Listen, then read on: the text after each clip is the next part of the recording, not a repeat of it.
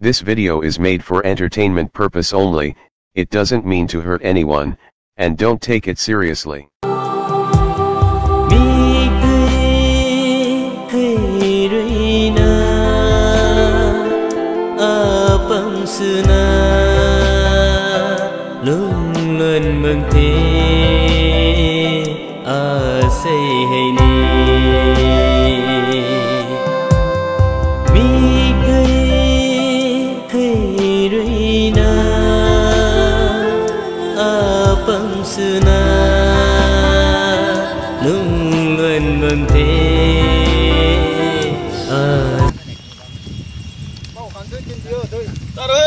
Tuần cái lươn thay mấy bò mà cả, quá nó nằm xích, nhiều mấy bò mày tốt, đi là trẻ mà khang thử bảo của họ,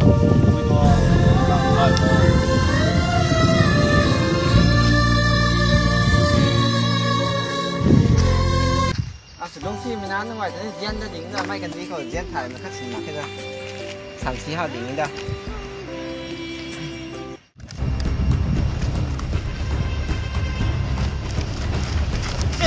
喂，这套完全是武行，你们去，去拿你的红网去。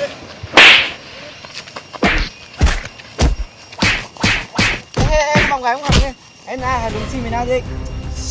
Đúng chim mình nói nè. Mong gái này. Ngoài cũng mình nữa nè. Đi ra nó giảm thế à? Chờ lo vậy, mình không chờ lo.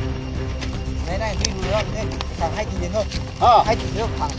Xe này cả. Ăn sẵn người đi. Đó không. Bảo vệ ba. Đó không.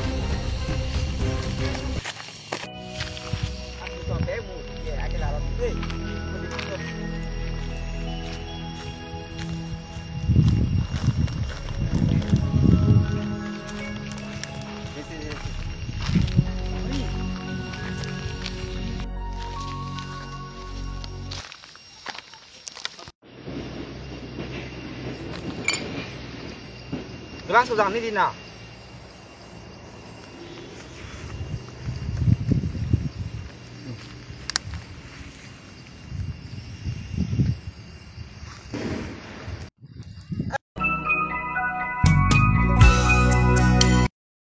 Đúng sim nào còn hay gì nào.